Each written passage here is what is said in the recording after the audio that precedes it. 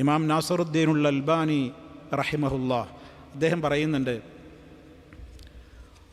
അവരെക്കുറിച്ച് പുകഴ്ത്തിയിട്ട് ആളുകൾ സംസാരിച്ചുകൊണ്ട് എന്തെങ്കിലും മദ്ഹ് പറയുമ്പോൾ, മദ്ഹ് പറയുന്നവരെക്കുറിച്ച് നബി സല്ലല്ലാഹു അലൈഹി വസല്ലം പറഞ്ഞത് വേറൊരു അധ്യായം തന്നെ പറയുന്നുണ്ട്.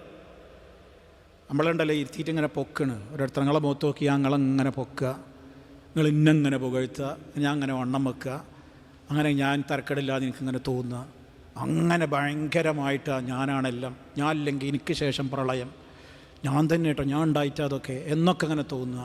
ഇങ്ങനെ മദ്ഹ് ചെയ്യുമ്പോൾ എൻ്റെ അവസ്ഥ എന്താണെന്ന് എൻ്റെ റബ്ബിനല്ലേ അറിയുള്ളൂ. അതുകൊണ്ട് ഇങ്ങനെ ആരെങ്കിലും പറയുന്നത് കേൾക്കുമ്പോൾ മനസ്സിൽ നമ്മളെന്താ പറയേണ്ടത്? അല്ലാഹുമ്മ ലാ തുആഖിദ്നി ബിമാ യഖൂലൂൻ വജഅൽനി ഖൈറൻ മിമ്മാ യظുന്നൂൻ വഗ്ഫിർ ലീ മാ ലാ യഅലമൂൻ. അല്ലാഹുമ്മ ലാ തുആഖിദ്നി ബിമാ യഖൂലൂൻ, അല്ലാഹുവേ അവർ പറയുന്നതിനൊന്നും നീ എന്നെ പിടിച്ച് ശിക്ഷിക്കല്ലേ.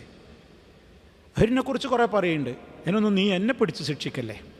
വജഅൽനി ഖൈറൻ മിമ്മാ യظുന്നൂൻ, അവരെന്നെക്കുറിച്ച് എന്തൊക്കെയാണോ വിചാരിക്കുന്നത് അതിനേക്കാൾ നീ എന്നെ ഉത്തമനാക്കണേ, അതിനേക്കാൾ നീ എന്നെ ഖൈറായവനാക്കണേ.